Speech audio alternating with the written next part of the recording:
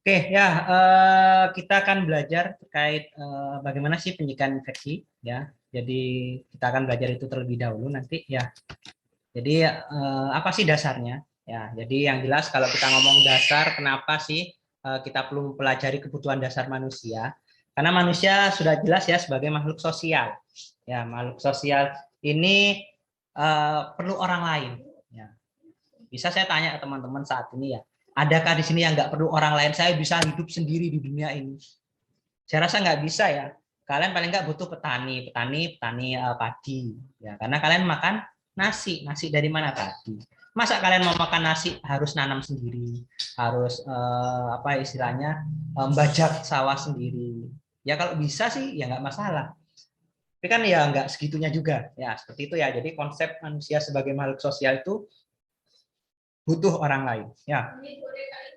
Terus konsep manusia dibagi menjadi dua bagian, ya, yaitu manusia sebagai makhluk holistik dan manusia sebagai sistem. Nah, ini nanti akan kalian pelajari nanti. Ya, ini pelajarinya di mana? Di konsep falsafah dan teori nanti. Ya, yang minggu ini kan mungkin kalian masih belajar falsafah dan paradigma. Ya, minggu depan kalian akan belajar terkait apa sih manusia sebagai holistik dan sistem itu. Ya, karena kalau holistik itu meliputi bio, psiko, sosial dan spiritual. Ya. Jadi kalau sistem ada namanya sistem terbuka, sistem adaptif, sistem personal, sistem interpersonal dan sistem sosial. Nah, itu ya kurang lebih terkait pengantarnya. Nah, background ini ya. Kenapa sih kita perlu belajar tentang pemenuhan kebutuhan dasar manusia? Karena sebagai perawat teman-teman nanti yang teman-teman fokus lakukan yaitu bagaimana memenuhi kebutuhan ini ya, kebutuhan dasar manusia. Apa saja itu? Banyak ya. Banyaknya di sini banyak sekali kebutuhan manusia itu yang seperti memandikan, ya nggak bisa mandi aja itu kebutuhan dasar ya. Kalau kita ngomong makan jelas ya, nutrisi ya, oksigenasi nafas ya jelas ya. Jadi itu juga termasuk kebutuhan di sini ya. Itu ya terkait backgroundnya. Ya, di sini kita lanjut ke yang sistem ya. Tadi ya kita bahas sistem ya. Sistem terbuka itu seperti apa sih? Sistem terbuka di sini ya. Jadi sistem terbuka itu manusia dapat mempengaruhi dan dapat dipengaruhi. Ya. Apa maksudnya di sini? Manusia dapat mempengaruhi dan dipengaruhi. Ya, ini sudah bagian dari kita hidup ya. Dalam arti manusia dapat mempengaruhi orang lain. Ya, contoh saya berusaha mempengaruhi teman-teman di sini supaya paham nih.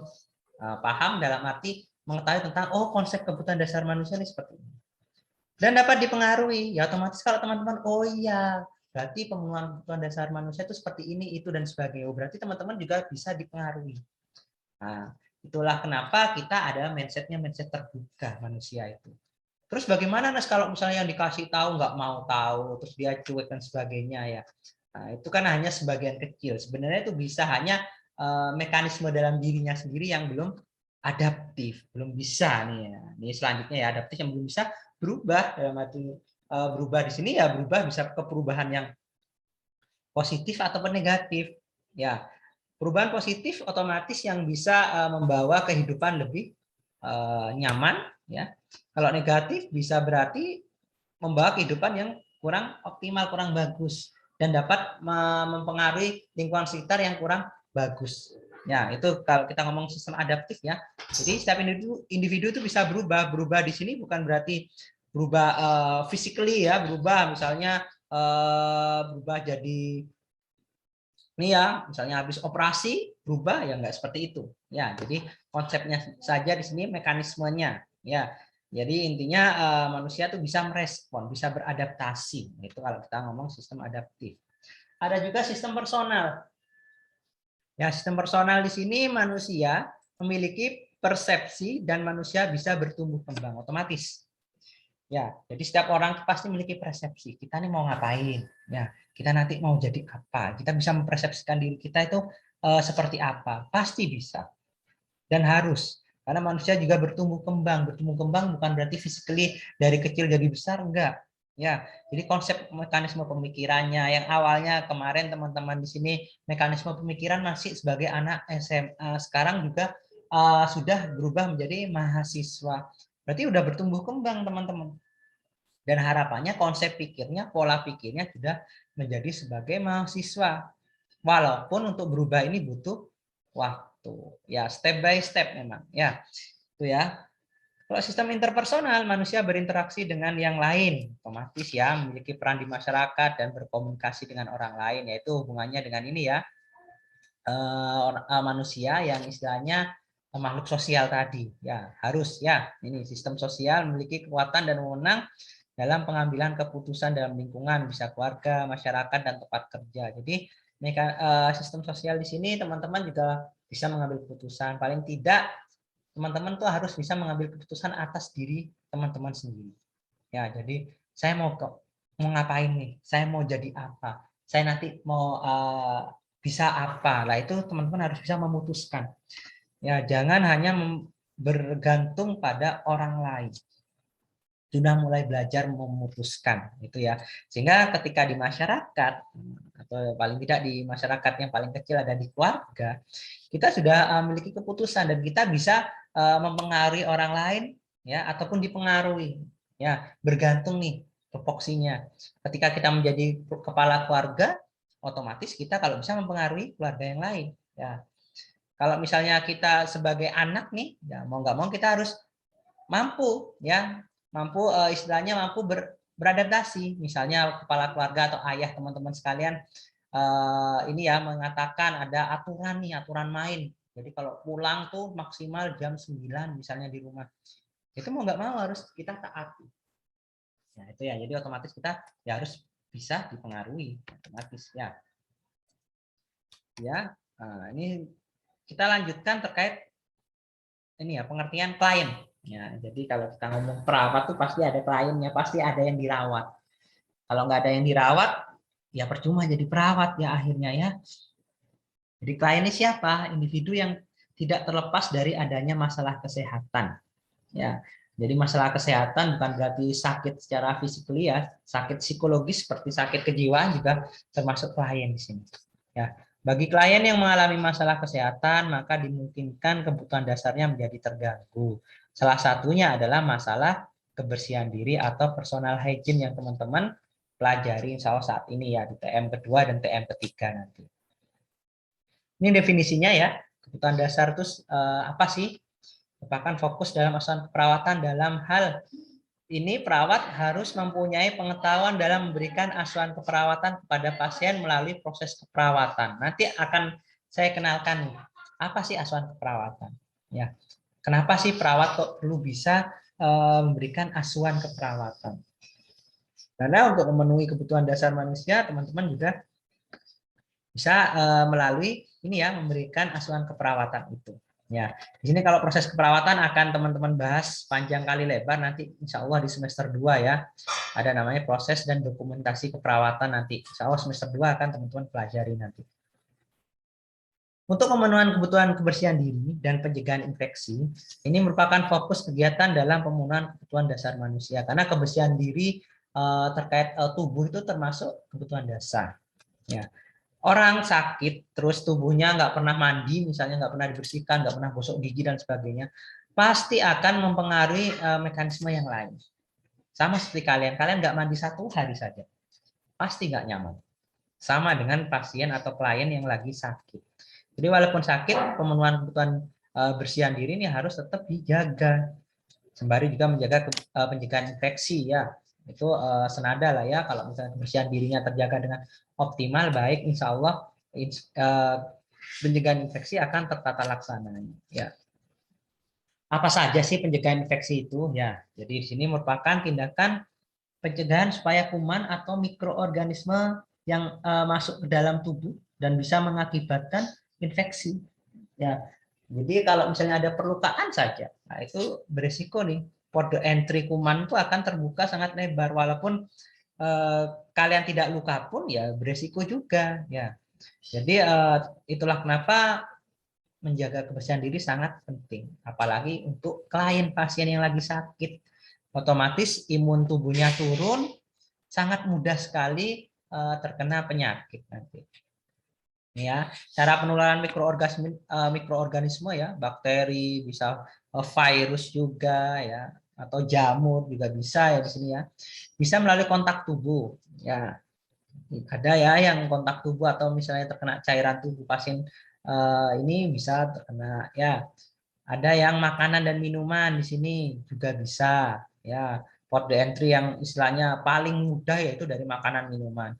Udara memungkinkan ya. Kalau misalnya seperti virus ya yang sekarang ini lagi pandemi ini kan salah satunya bisa melalui droplet ya. Udara itu juga bisa di sini.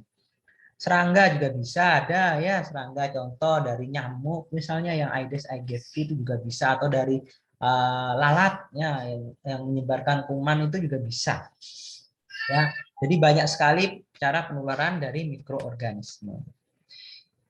Oke, salah satu yang kita harus cegah terkait kejadian ini ya infeksi, kalau di rumah sakit ada namanya infeksi nosokomial. Ya, ini di area pelayanan kesehatan di rumah sakit, puskesmas dan sebagainya ya, istilahnya yang pokoknya di area kesehatan di klinik dan sebagainya itu ya. Kalau di luar area pelayanan ya namanya infeksius tapi bukan dikatakan infeksi nosokomial. Jadi dapat dipastikan kalau infeksi nosokomial itu didapatkan ketika pasien berada di area pelayanan di rumah sakit, puskesmas, klinik dan sebagainya. Proses penyebaran ya sumbernya ini berasal dari ini ya, ada pasien ya, sama pasien, ada petugas kesehatan, pengunjung yang ke puskesmas, ke rumah sakit, dan ada sumber lain yang dari dalam rumah sakit tersebut. Banyak sekali ya, dan itu bisa menyebabkan infeksi nosokomial. Nah ini ya, ini batasan infeksi nosokomial itu seperti apa? Ini teman-teman harus pelajari ini ya. Jadi penderita yang di dalam proses asuhan perawatan di rumah sakit, jadi istilahnya yang rawat inap atau istilahnya yang opname itu bisa mendapatkan ini ya, mendapatkan infeksi tambahan ya ketika dia berada di ini di area pelayanan di rumah sakit yang awalnya misalnya awalnya masuk rumah sakit tuh diagnosanya hanya misalnya ini apa nyeri ya, nyeri di area perut. Nah, misalnya mah kronis dan sebagainya. Ternyata ketika opname di rumah sakit, loh kok pasiennya ini demam tinggi nih. Ternyata pasien sempat terpapar nih, sempat ngobrol sama pasien yang saat itu belum diketahui bahwasanya pasien tersebut infeksius karena proses labnya tuh masih ini masih berjalan. Nah, ternyata pasiennya infeksius itu memiliki ini ya tanda-tanda yang mengarah ke ini infeksi saluran pernafasan bagian atas nih, misalnya ada ininya ada permasalahan di saluran nafasnya sehingga sangat mudah sekali menyebar. Sehingga akhirnya dikatakan pasien yang sudah terkontaminasi atau sempat ini komunikasi dengan ini pasien yang beresiko infeksi itu bisa menyebabkan ini berisiko tertular ini infeksius ya. Nah, itu yang terkait ini ya penderita ya. Terus adanya transmisi ini ya. Adanya transmisi mikroba patogen atau yang mikroorganisme itu ya ke penderita dalam proses askep. Nah, itulah kenapa sebagai perawat sebelum ke pasien itu ada namanya five moment ya. Five moment ini untuk mencegah terkait infeksi nosokomial. Jadi sebelum pasien cuci tangan, setelah menyentuh barang-barang pasien cuci tangan, setelah dari pasien cuci tangan. Nah itu salah satunya supaya kita mencegah menulari pasien. Karena terkadang pasien atau klien di rumah sakit itu tertular ini terinfeksi itu juga bisa jadi dari teman-teman tenaga kesehatan. Ya, jadi kita dari luar, dari rumah, di jalan semuanya kita habis salaman, pegang makanan sebagainya itu adalah sumber kuman, sumber penyakit. Nah, kebetulan sebelum ke pasien kita nggak cuci tangan, langsung saja megang pasien, ketemu pasien. Ya, pasien di sini kan seperti tadi yang saya singgung ya, imun tubuhnya atau istilahnya pertahanan dalam tubuhnya itu lagi turun pastinya kalau lagi sakit. Sehingga mudah sekali tertular penyakit. Nah, itulah kenapa ini ya harus benar-benar dicegah ya karena ada transmisi itu. Ini ya ada lagi ada berapa ya Jadi pada gejala infeksi yang didapat di rumah sakit itu seperti pada waktu awal masuk rumah sakit, nah, ini tidak dapat tanda-tanda infeksi ya. Jadi pada waktu dirawat di rumah sakit tidak sedang dalam masa inkubasi dari infeksi. Jadi masa inkubasi itu masa tunggu ya. Kalau namanya kuman, contoh ya orang digigit nyamuk Aedes aegypti, otomatis nggak hari itu juga langsung menderita ini ya demam berdarah misalnya. Ya nggak juga kayak gitu ya. Jadi harus ada masa inkubasinya, seperti itu ada masa tunggunya. Terus tanda-tanda klinik juga muncul sekurang-kurangnya 3 kali 24 jam ya sejak mulai perawatan, jadi 3 hari. Itulah kenapa kalau merawat pasien sebisa mungkin kalau pasien sudah bisa mandiri optimal segera dipulangkan. Ya, karena kenapa? Kalau semakin lama di rumah sakit, semakin beresiko terkena infeksi nosokomial. Ya, infeksi ini bukan merupakan residual dari infeksi sebelumnya. Jadi bukan infeksi kambuhan ya. Ya, misalnya sudah pernah pengalaman punya tipoid ya atau infeksi di area usus halusnya. Ya, jadi bukan berarti kalau di opname di rumah sakit nanti kambuh lagi ya. Ini bukan termasuk yang infeksi nosokomial tersebut. Ya. Terus saat mulai dirawat di rumah sakit sudah ada tanda-tanda infeksi. Ya, terbukti infeksi tersebut didapat ketika dirawat di rumah sakit yang sama pada waktu yang lalu, yang belum pernah dilaporkan sebagai infeksi nosokomial. Ya, jadi ini juga bisa saja ya termasuk kriteria infeksi yang didapat di rumah sakit. Ya, jadi ada tanda-tanda infeksi. Ya, namun ini ya infeksi tersebut didapatkan di RS yang sama pada sebelumnya nih. Ya, jadi setelah misalnya udah ini karena ada namanya masa inkubasi itu ya. Ketika masa inkubasi ternyata pasiennya dipulangkan dulu. Ya, setelah dipulangkan timbullah sakit. Nah, akhirnya balik lagi opname. Ternyata itu bisa didapatkan dari infeksi yang di rumah sakit. Sini ya.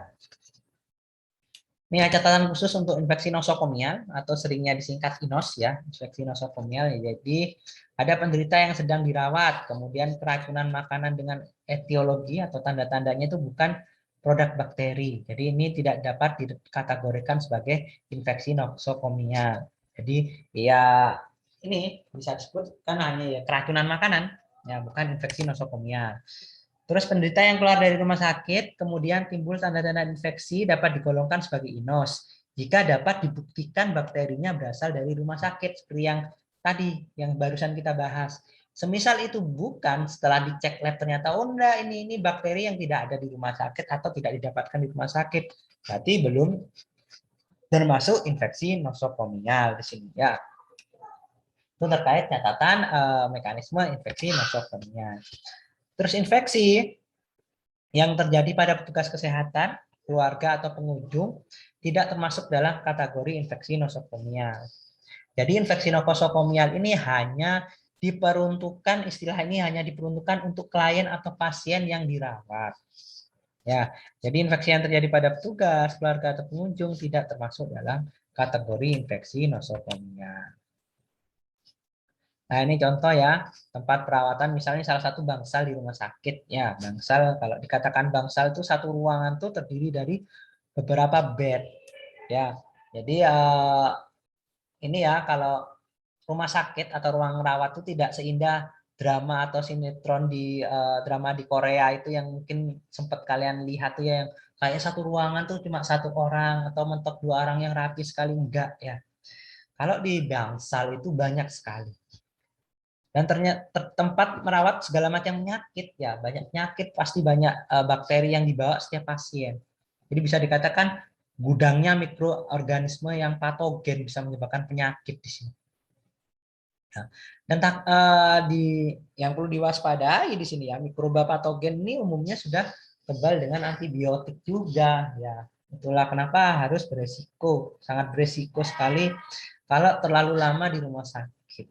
Ya, jadi itulah kenapa memang rumah sakit namanya tempat infeksius ya. Jadi kalaupun mau membesuk, mau berkunjung tuh harus benar-benar pastikan kondisi tubuhnya bagus, ya imunnya bagus dan menggunakan APD ya alat pelindung diri yang sudah bagus juga baik sehingga tidak menulari pasien juga tidak beresiko ditulari. Itu ya. Nah, ini faktor ekstrinsik ya, atau yang dari luar terkait infeksi nosokomial ya. Jadi ya bisa dari penderita, bisa dari petugas kesehatan tadi ya, bisa dari bangsa atau lingkungan, atau dari peralatan medis ya yang misalnya sudah expired ya, itu juga bisa. Dari pengunjung keluarga juga bisa, dari makanan dan minuman juga bisa yang istilahnya sudah terpapar nih. Ya, terpapar dari bakteri ya, itu juga bisa. Itulah kenapa peralatan dari setiap pasien tuh pasti beda-beda, disendirikan. Nggak bisa pasien A, B, C itu gantian tuh nggak bisa ya. Jadi harus disiapkan sendiri-sendiri supaya pencegahan infeksi ini benar-benar optimal sehingga kejadian infeksiusnya itu tidak ini ya, tidak menyebar kemana-mana. Ini termasuk faktor ekstrinsik dari infeksi nosokomial di sini. Kalau faktor intrinsik yang dari dalam nih, dari dalam si pasiennya sendiri nih, dari penderita ini, yang dapat mempengaruhi dia tertular itu salah satunya kondisi umum. Ya, umumnya kondisi umum itu seperti apa? Kondisi umum ini bisa dikatakan dia tuh penyakitnya atau misalnya faktor yang menyebabkan dia sakit itu seperti apa? Kondisi umumnya itu dikatakan berapa persen nih? Apakah 70, 80, atau malah di bawah 50%? Yang arti semakin jelek kondisi umumnya, semakin beresiko ditulari. Ya, semakin beresiko terkena infeksi. Nah, itulah kenapa faktor intrinsik nih bisa dilihat dari kondisi umum. Yang kedua dari umur ataupun jenis kelamin. Ya, kalau umur otomatis sudah jelas ya, semakin ini ya, semakin tua misalnya itu semakin beresiko, ataupun semakin muda ya, semakin dia muda sekali dalam arti misalnya di bawah 10 tahun ya, yang istilahnya antibodinya dalam tubuh itu masih proses dibentuk, belum terbentuk 100%, masih proses, itu juga beresiko. Itulah kenapa anak di bawah umur 12 tahun tidak dianjurkan diajak ke rumah sakit. Ya, pasti kalian sudah sering melihat ya kalau aturan di rumah sakit tuh anak di bawah 12 tahun dilarang berkunjung ke rumah sakit. Itu ada alasannya. Ya, di sini ya. Salah satunya itu ya takut terkena infeksi nanti ya. Jenis kelamin juga bisa apa ya? Bisa ini ya, bisa menentukan di sini ya, antara wanita dan pria memiliki metabolisme sendiri bergantung dengan hormon masing-masing. Karena hormonnya itu kan beda ya antara cowok dan cewek, itu dapat membedakan nanti. Ya, terkait faktor intrinsiknya. Resiko terapi juga ya, terapi yang bisa menurunkan imun, contohnya misalnya kemoterapi. Ya, kemoterapi itu penyakit misalnya untuk kanker ya, kanker itu ya. Jadi kanker itu juga bisa beresiko nih, karena kanker ternyata bisa membunuh sel-sel yang bagus juga, yang baik juga. Bisa menurunkan imunitas juga, sehingga bisa ini ya, ditulari atau bisa beresiko tertular dari infeksi. Nah, itu bisa dari terapi atau penyakit penyerta lainnya. Ya, ini juga bisa mempengaruhi ya. Kalau misalnya diagnosisnya itu plus-plus. Nah, diagnosis plus-plus ini misalnya ini ya, komplikasi ya. Diagnosisnya tuh masuknya tuh dengan A, B, C ya, misalnya diabetes plus hipertensi plus ya pokoknya plus-plus. Nah, itu juga bisa berisiko nih untuk terkena dari infeksi nosokomia. Ini proses terjadinya infeksi ya. Jadi tadi dari intrinsik dan ekstrinsik ya, itu dua ini yang sudah kita bahas. Juga ada dari faktor mikroba ya, atau bakteri atau virus yang ini yang ada di sekitar, ataupun dari faktor keperawatan. Nah, ini ya yang akan fokus kita bahas, faktor keperawatan seperti apa. Tadi paling penting adalah terkait hygiene ya. Tadi sempat saya singgung terkait 5 moment sebelum ke pasien itu harus cuci tangan, harus menjaga kebersihan dan sebagainya. Ini termasuk untuk mencegah terjadinya infeksi nosokomial. Itulah kenapa masuk pemenuhan kebutuhan dasar manusia untuk menjaga kebersihan, karena beresiko untuk menyebabkan infeksius. Itu ya kenapa kok kita membahas atau istilahnya kita belajar terkait bagaimana sih pencegahan infeksi itu dengan ini ya, pemenuhan kebutuhan kebersihan diri. Itu ya terkait faktor keperawatan. Ya, Faktor perawatan lainnya bisa dari lamanya hari perawatan, ya, length of stay-nya itu. Makanya semakin lama dirawat, semakin beresiko. Menurunnya standar perawatan, SOP perawatan itu yang awalnya misalnya perawatnya ini sregep ya, selalu cuci tangan lama-kelamaan karena misalnya sudah jenuh, ya, diturunkan, wis gak usah cuci tangan, wis inilah, itu juga bisa beresiko, ya, karena turunnya standar perawatan itu juga bisa mempengaruhi terkait ini ya waktu kesembuhan dari pasiennya juga. Banyaknya penderita lah ini juga bisa mempengaruhi ya, yang awalnya perawatnya tuh di ruang tuh hanya 3 perawat misalnya dan hanya merawat 4 sampai 6 pasien. Ternyata dengan banyaknya yang sakit sehingga sampai 20 pasien, bayangkan. 3 perawat merawat 20 pasien, ya bagaimana ribetnya itu. Sehingga bisa memungkinkan juga akhirnya turun standar perawatannya sehingga kurang maksimal. Nah, itulah kenapa ini juga perlu ini ya, perlu dipahami. Maksudnya perawat sini kan bukan superhero yang menyelesaikan semua masalah dari klien. Kita juga memiliki ini ya, memiliki kapabilitas, memiliki apa ya istilahnya batasan nih ya. Kalau misal kita kerja 8 jam, kita harus merawat banyak pasien itu ya pasti kita akan tidak maksimal seperti itu ya. Nah, ini dari faktor mikrobah tadi ya. Jadi terkait invasinya dari si bakteri atau virusnya, terus bagaimana lama pemaparannya juga, lamanya exposure ya. Itulah kenapa semakin lama hari perawatan, semakin berisiko terkena ini patogen, exposure dari patogennya. Itulah kenapa kalau misalnya pasien sudah bisa mandiri, sudah optimal, sebisa mungkin langsung dipulangkan. Karena berisiko sekali kalau lama-lama di rumah sakit di sini.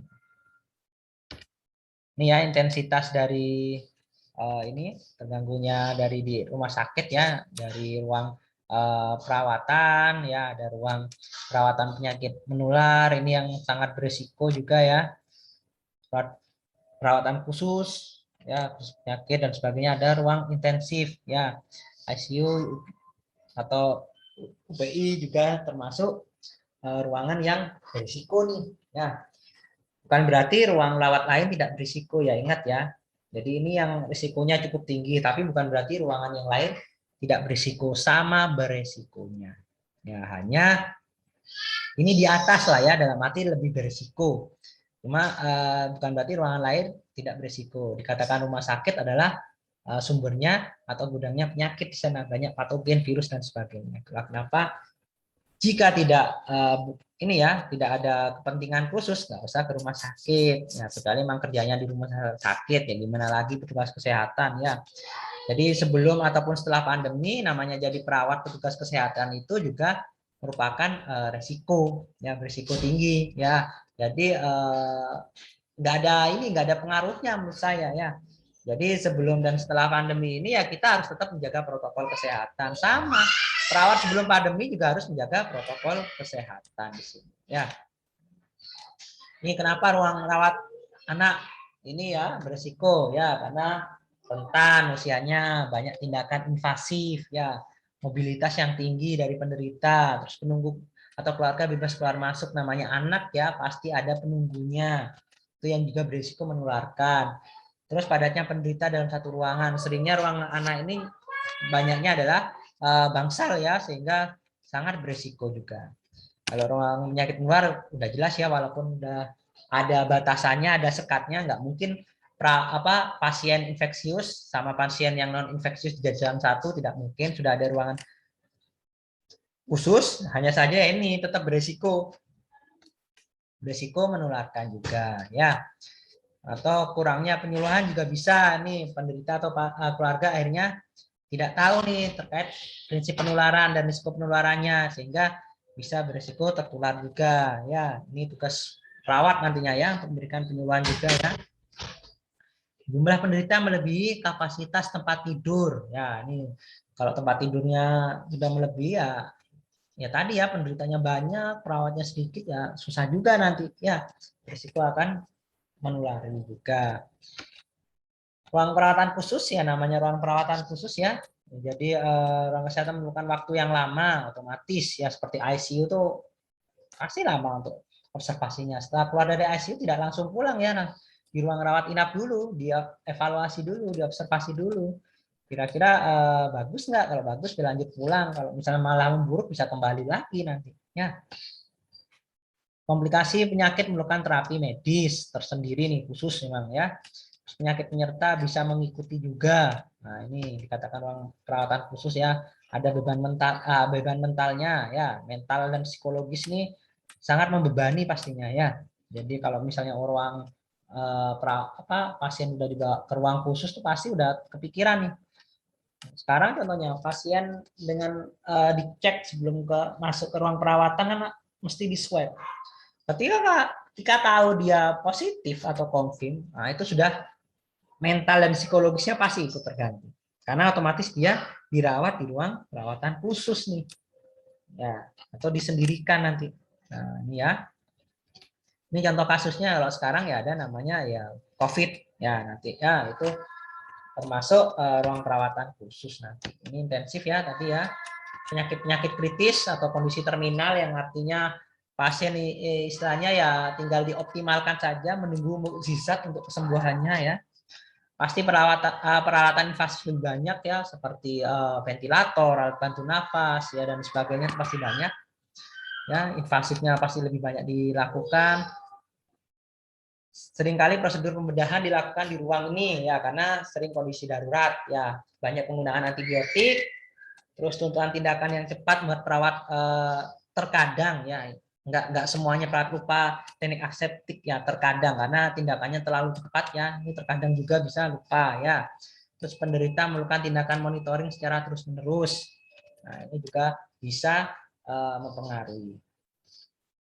Ini 3 sikap ya yang perlu ini untuk mengendalikan infeksi ya. Sadar dan tanggung jawab.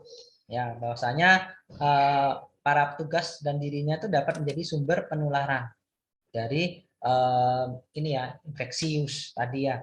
Dia harus sadar nih, harus tanggung jawab juga supaya tidak menulari pasien.